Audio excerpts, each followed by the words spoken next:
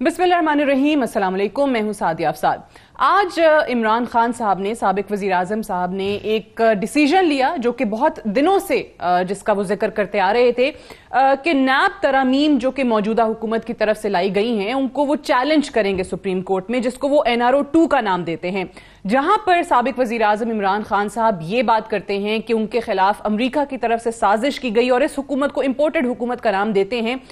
Economy को चाहे बर्बाद करने के लिए हो या दूसरा जो वो इसका रीजन बताते हैं वो ये कहते हैं कि इन्होंने आना ही इक्तदार में इसलिए था ताकि ये अपने तमाम तर केसेस खत्म कर सकें। अगर हम नैब कवानीन में जो तरामीम इनकी तरफ से लाई गई हैं उनको देखते हैं तो बहुत सारी ऐसी चीजें हैं जिससे ये वाकई पता चलता है कि जो व्हाइट कॉलर क्राइम है उसको पकड़ना बहुत मुश्किल हो जाएगा, बल्कि नामुमकिन हो जाएगा। अब इसमें एक जो बुनियादी तब्दीली की गई है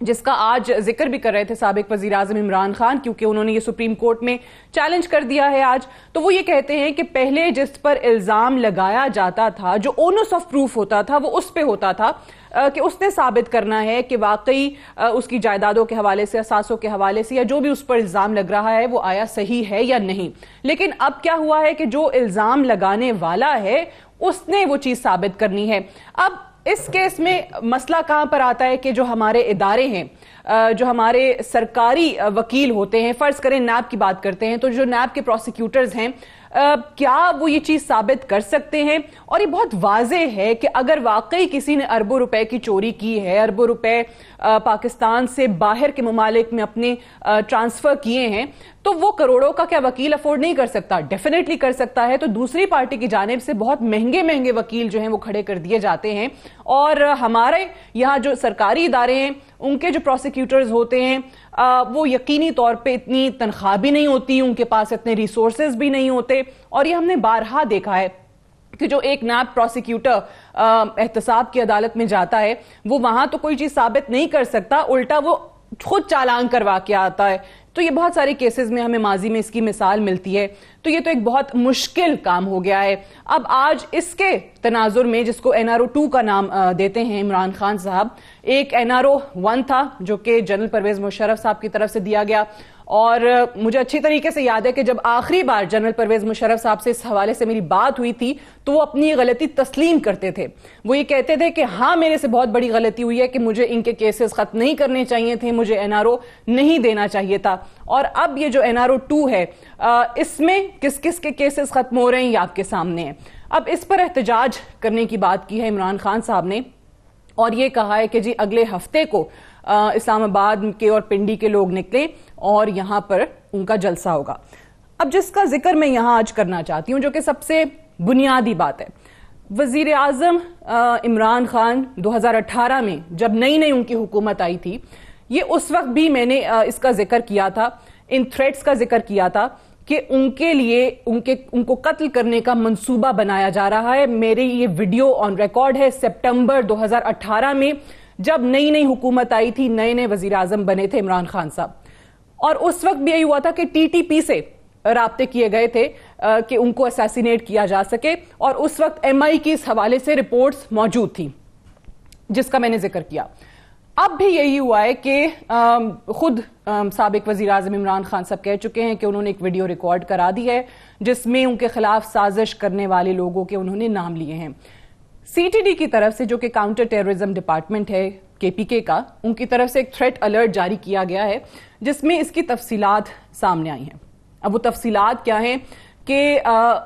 साबिक वजीर आजम इमरान खान को कत्ल करने के लिए अफगानिस्तान में एक जो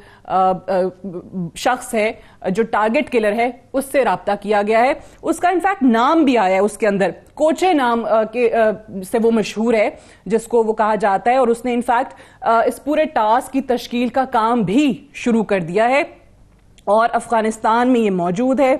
कुछ खुद PTI के लीडरान जो हैं वो कह रहे हैं कि वो इस्लामाबाद और पिंडी में घर भी ले चुका है, उसकी शायद रेजिडेंस भी है, या उसके साथ शामिल दीगर जो टीम मेंबरान हैं वो यहां रह रहे हैं। ये खुद PTI के लीडरान जो है वो इस चीज का एतराफ करते हैं। تو جو سب سے بنیادی بات ہے کہ سابق وزیر اعظم جلسے ضرور کریں، کیونکہ وہ خود کہتے ہیں کہ میں کسی سے ڈرتا نہیں ہوں اللہ کی ذات کے سوا. بہت اچھی بات ہے، ایمان ہونا چاہیے. ان کو بہت سارے جلسوں میں سجیسٹ بھی کیا گیا کہ آپ بلٹ پروف شیشہ سامنے لگا لیا کریں، لیکن وہ اس سے انکار کر دیتے ہیں. اب جب لانگ مارچ ہو رہا تھا تب بھی اسی خدشے کا اظہار کیا گیا تھا. ابھی ہفتے کو جلسہ ہے اور اس کے بعد یقینی طور پہ وہ کہتے ہیں کہ جی میں مزید جلسے بھی جاری رکھوں گا، احتجاج بھی جاری رکھوں گا، ایک لانگ مارچ کا اعلان بھی کروں گا. تو یہاں پر ان کی جو ٹیم ہے، جو سیکیورٹی کی ٹیم ہے،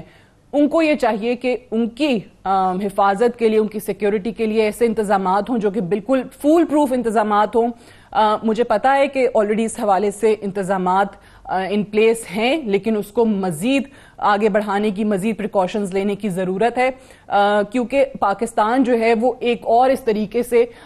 لیڈر کی جان گوانا یا کھونا جو ہے اس کا متحمل نہیں ہو سکتا. ہم ایک باری پہلے دیکھ چکے ہیں پاکستان کی سابق وزیر اعظم محترمہ بے نظیر بھٹو جس طریقے سے دسمبر 2007 میں ان کو اسیسینیٹ کیا گیا.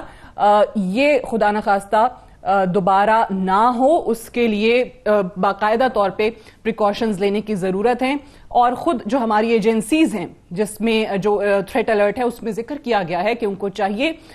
کہ جتنی بھی زیادہ ویجیلنس اس معاملے میں دکھا سکتے ہیں وہ دکھائیں. اور سابق وزیر اعظم عمران خان صاحب کو بھی چاہیے، ان کے ارد گرد کے لوگوں کو بھی چاہیے کہ باقاعدہ طور پر جتنے بھی پریکاشنز ہیں ان کو ڈبل ٹرپل کر دیا جائے تاکہ ان کی جان بچائی جا سکے، اب جبکہ باقاعدہ طور پر یہ منصوبہ سامنے آ چکا ہے.